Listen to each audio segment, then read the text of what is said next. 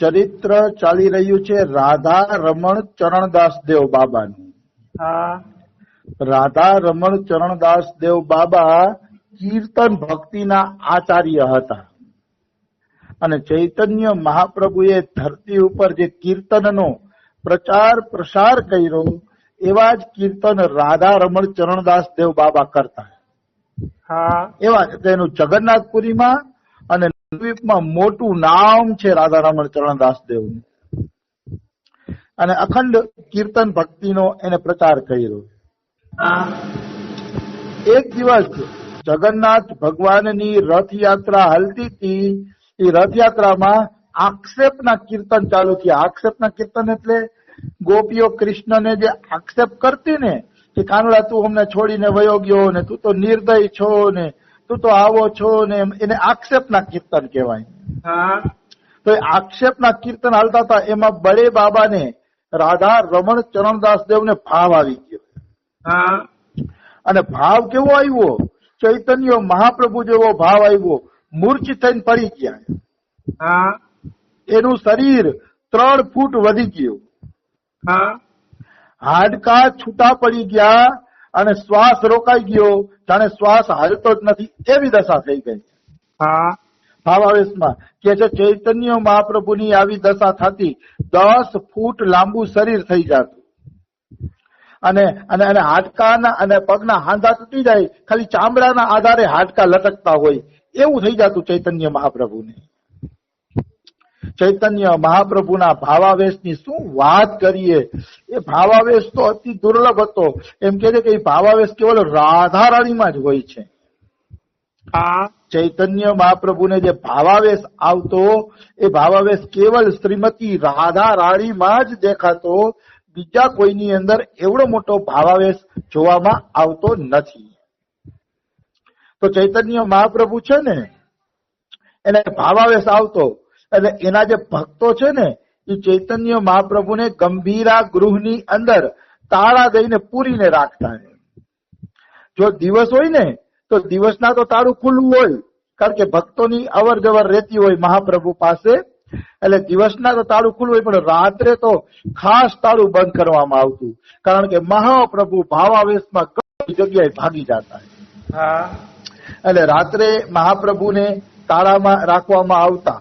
તો એક વખત એવું થયું કે રાત્રિનો 1 વાગ્યો હશે અને સ્વરૂપ દામોદર અને બીજા 2 લલિતા વિશાખા જ હતા. ઈ 2 જણા ચૈતન્ય મહાપ્રભુને ધ્યાન રાખતા. સ્વરૂપ દામોદર ને રાય રામાનંદ. રાય રામાનંદ ને વિશાખા સખીનો અવતાર કહેવાય છે. સ્વરૂપ દામોદર ને લલિતા સખીનો અવતાર કહેવાય છે. એ લલિતા વિશાખા 2 જણા મહાપ્રભુની ધ્યાન રાખતા. તો એક વખત રાત્રિના 1 વાગ્યે સ્વરૂપ દામોદર રાય રામાનંદ ને કહે છે કે અંદરથી પ્રભુનો રડવાનો અવાજ નથી આવતો. પ્રભુ આખી રાત વિરહમાં રહીડે રાખે છે, આજે અવાજ નથી આવતો. કે તાળું ખોલીને જોવું છે અંદર શું છે? તો કે અંદર જોવું તો જોઈએ, કારણ કે મહાપ્રભુ રડતા નથી, રડવાનો અવાજ નથી આવતો. તો આપણે તાળું ખોલીને જોવું જોઈએ ભાઈ અંદર શું ચાલે છે, તકલીફ તો નથી ને મહાપ્રભુને કાંઈ. એટલે 2 જણાએ આસ્તેથી તાળું ખોલ્યું અને ગંભીરા ગૃહમાં ગયા. એ ઘર નાનકડું જ હતું, પણ 5 માણસો સુઈ શકે ને એવડું નાનકડું જ ઘર હતું. એમાં ચૈતન્ય મહાપ્રભુ આખી રાત રોયે રાખતા કૃષ્ણ વિરહમાં.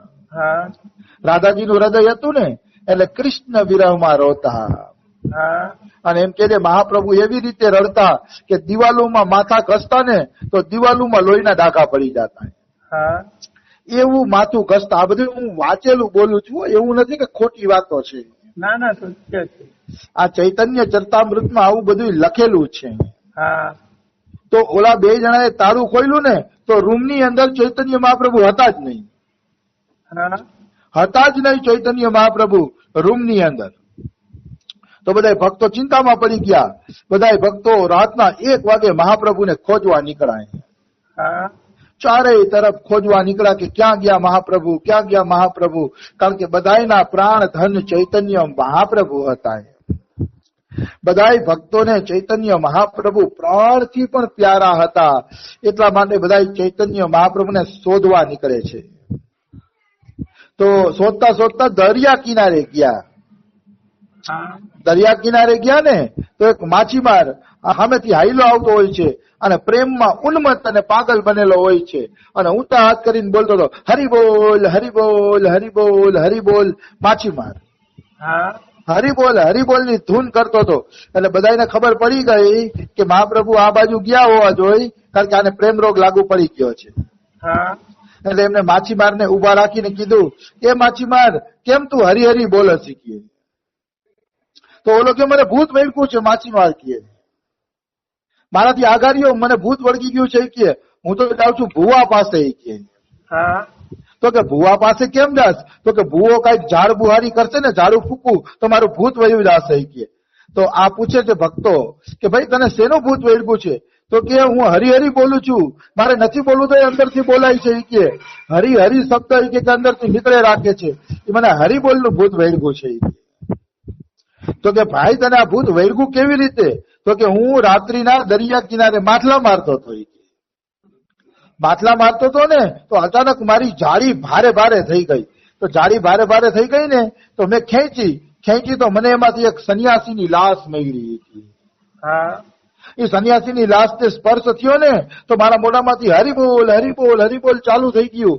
એની મેળાએ ચાલુ થઈ ગયું. હવે બંધ થતો જ નથી. કે એ સંન્યાસી છે ને મરીને ભૂત બન્યો છે કે, અને ભૂતનો સ્પર્શ થઈ ગયો ને એટલે મારે હરિબોલ ચાલુ થઈ ગયું છે. તો હું ભુવા પાસે જાઉં છું, કઈ ઝાડુ ફૂકવાનું કરે ને તો આ ભૂત નીકળી જાય. કે પછી તો ઓલા ભક્તો હસે હસે હસે, કારણ કે ભક્તો તો જાણતા હતા કે આના પર કૃપા થઈ ગઈ. ભક્તો તો જાણતા હતા કે આના ઉપર ચૈતન્ય મહાપ્રભુની કૃપા થઈ ગઈ. તો એને કીધું કે ભૂતને તું અમને દેખાડીશ, અમારે ત્યાં જવું છે. ઓલો કે હું ન આવું. કે એ તો મારી જાળીને ભૂત વાંચ પડ્યું છે દરિયા કાંઠે. હું ન આવું. તો ઓલો કે હાલ ભાઈ દેખાડે. તો કે ના, અહીંયા ભૂત વળગે છે. તો સ્વરૂપ દામોદરે પડાક કરતો તમાચો માર્યો માછીમારને. તમાચો માર્યો ને તો ભૂત વયું ગયું હરિબોલ નું. હરિબોલ નું ભૂત વયું ગયું ને પછી ઓલો સ્વસ્થ થયો. અને પછી એમ કહે કે હાલો હવે હું તમારી સાથે આવું. મતલબ સ્વરૂપ દામોદરે તમાચો માર્યો ને એટલે હોશમાં આવી ગયો. નકર પ્રેમ આવેશમાં હતો. એનો અર્થ એવું નહીં કે થપાટ મારી એટલે ભક્તિ ભૂલાઈ ગઈ. માછીમારને તો કાયમી માટે ભક્તિ મળી જ ગઈ, કારણ કે મહાપ્રભુ જેવા સંત કોઈનો સ્પર્શ કરે તો એ વ્યક્તિને ભક્તિ અવશ્ય મળે છે. નિશ્ચિત. જેને ચૈતર ગૌરાંગ મહાપ્રભુ સાક્ષાત રાધા કૃષ્ણનું મિલિત સ્વરૂપ છે. એની અંદર રાધા છે ને કૃષ્ણ છે. સાક્ષાત રાધા કૃષ્ણનું મિલિત સ્વરૂપ છે. પછી ઈ સ્પર્શ કરે તો કેમ કલ્યાણ ના થાય? કોઈ પણ આચાર્ય હોય, કોઈ પણ સંત હોય, મહાપુરુષ હોય, એના સ્પર્શનો આવો ચમત્કાર તો થઈ જ જાય છે, એમાં કોઈ શંકા નથી. તો આ રીતે માછીમાર ઉપર કૃપા કરી. પછી તો બધા ભક્તો ગયા, જાળીમાંથી ચૈતન્ય મહાપ્રભુને કાઢીને ઘરે લઈ આવ્યા. આવી ચૈતન્ય મહાપ્રભુની ઉન્મત્ત દશા. પ્રેમમાં પાગલ. એક વાર શું થયું, પાછું તાળું ખોલ્યું ઓલા ભક્તોએ 2-5 દી પછી. તાળું ખોલ્યું તો પાછા ચૈતન્ય મહાપ્રભુ નહોતા. વળી બધા ભક્તો ઘાંગા વાંગા થઈ ગયા કે મહાપ્રભુ ક્યાં ગયા, મહાપ્રભુ ક્યાં ગયા. પાછા બધા ભક્તો ઘાંગા વાંગા થઈ ગયા અને મહાપ્રભુને ગોતવા નીકળ્યા. ગોતે પણ ક્યાંય મહાપ્રભુ મળે નહીં. અને બધા ભક્તોના પ્રાણ અધર ચડી ગયા કે અમારા પ્રાણ ધન પ્રાણનાથ મહાપ્રભુ ક્યાં વયા ગયા. ગુરુ પ્રત્યે આવી બુદ્ધિ હોવી જોઈએ. ગુરુ પ્રાણ ધન હોવા જોઈએ. પ્રાણ ધન માને અર્થ મતલબ મારા ગુરુથી મોટું કોઈ નહીં. અમારા બાબા વારંવાર સત્સંગમાં કે છે, ન ગુરુર અધિકમ ન ગુરુર અધિકમ. આપણા ગુરુથી મોટું તો આપણે સંસારમાં કોઈ લાગવું જ ન જોઈએ. એટલે બધા ચૈતન્ય મહાપ્રભુ પાસે આટલા વ્યાકુળ રહેતા. મહાપ્રભુ ક્યાંક ખોવાઈ જતા ને તો બધાને રાતે નીંદર ન આવતી અને ગોતાગોત ચાલુ થઈ જતી ચારે તરફ. શું કામ? એમના પ્રાણધન હતા, ગુરુ હતા, એટલે આ રીતે એને શોધવા નીકળી પડતા. આપણે એમ થાય કે ગુરુને પ્રાણધન શું કામ માનવા જોઈએ, અથવા તો ગુરુનો આટલો આદર શું કામ કરવો જોઈએ? તો એનું વર્ણન શ્રીમદ ભાગવત મહાપુરાણમાં આવે છે. 10મ સ્કંદના 80 અને 81 અધ્યાયમાં સુદામાનું ચરિત્ર છે. એમાં સુદામા જયારે દ્વારિકા પહોંચ્યા ને ત્યારે કાનુડો જૂની વાતો યાદ કરતો હતો સાંદીપની ઋષિની. તો સાંદીપની આશ્રમની જૂની વાતો કાનુડો યાદ કરતો હતો ને, તો એમાં કાનુડો એમ કહે છે કે હે ભાઈ, માતા પિતા પેલા ગુરુ છે આપણા. કારણ કે એને જન્મ દીધો, આપણે બધી વ્યવહારિક જ્ઞાન શીખાડે છે, જીવતા શીખાડે છે, એટલે માતા પિતા પ્રથમ ગુરુ છે. ભગવાન કે એનો સન્માન થવું જોઈએ. પછી બીજા ગુરુ છે શિક્ષા ગુરુ, જે આપણે નિશાળમાં ભણાવે છે, સારી શિક્ષાઓ આપે છે, ભણાવી ગણાવીને હોશિયાર બનાવે છે.